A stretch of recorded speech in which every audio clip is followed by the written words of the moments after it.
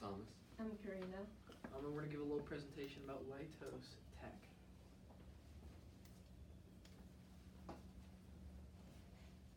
So this will just preemptive. This is what our presentation is going to be about. These are our big main points we're going to go through and kind of talk about some potential markets for Lytos, kind of where they sit within an already existing market, and then what we think they can do to effectively penetrate that market and be effective.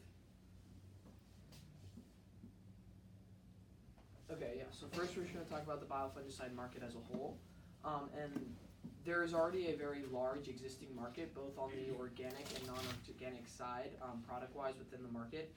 And Lytos is obviously going to try to tap into an already smaller subset of the market, which is that organic, all-natural kind of aspect of the biofungicide market. And that is already the smaller part of the market. So Lytos is going to have to really figure out what's unique about their product and push that hard in order to, I think, be effective and break through in this.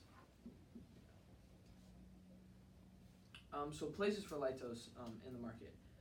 So like I talked about, like the other agricultural group kind of talked about briefly, kind of about like the effects when applying the chemical.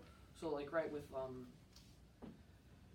environmental stuff with like the hops, when you put them on, it rains and it will quickly get washed off, and you have to go and then reapply these organic stuff, and then also the cost of it.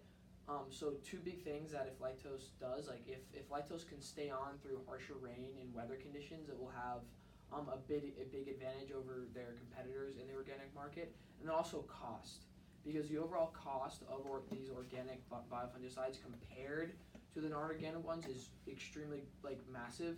So if they could bring the price of their product down, they would have a much easier time breaking into an already very competitive market. And especially with smaller farmers and stuff that want to try to go all organic, like Hip Hop, yeah. They're like his farm, he's on an extremely small scale, but he still will pay the high prices for organic because that's just him. But most people won't.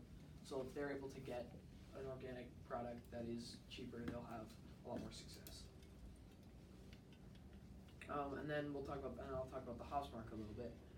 So we talked about Hip Hop Hill, and we kind of talked about how on a local level, hops is not really a viable option for Lytos because there's just no real hops market in the first place, so there's no one to really sell the chemical to. But on a national scale, if you go to places in the United States that are effective for growing crops, they will very much so use the Lytos product because it's a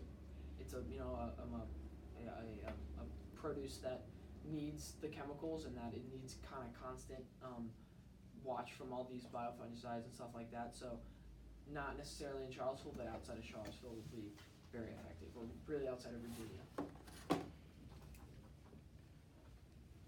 And then the pre-harvest market.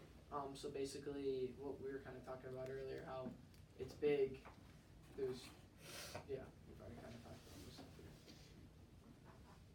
And we explore the fruit market. We talk to vineyard owners and orchard owners, and according to our research, the cost for fungicide per acre is $25 to $70.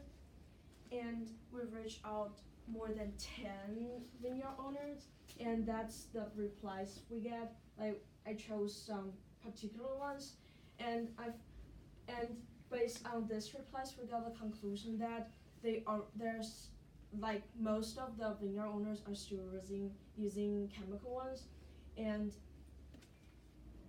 the fungicide they're currently using is really effective also, but they want to improve the current fungicide because it has the risk of like growing resistance, and because of the extreme weather in Virginia, like a lot of the fungicide has been washed off.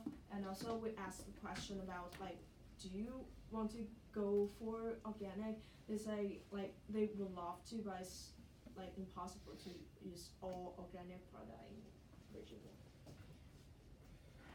And then according to the data Evan sent us, we found that Lactose is really extremely effective for like treating mold on the fruits. And according to the market we researched, the biofungicide market is huge at first, and the fruit and vegetable has more than half of the market. So we think lactose should really go for the fruit and vegetable market. So in conclusion, the strength of Lactose's product is that it's organic and effective.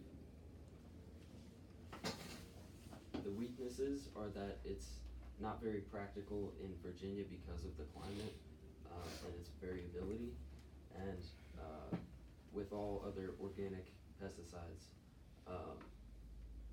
it's not really in competition with chemical because of the price difference. And the opportunity is mostly in fruits with skins, but if Lactose's product is safe to eat, then it can also be with fruits without skins. And then it has potential in the post-harvest market, again, if it's edible and it can be applied in shipping and situations like that. And then the threats, it's hard to enter this existing market because there are a lot of competitors, both in organic and chemical. And in the conclusion, we want to answer some question like what's the customer looking for? Based on our research, we think the customer is really looking for like affordable and effective fungicide. And as for the potential customer, we think vineyard and orchard owner, especially on the drier area, and probably some vegetable that's not like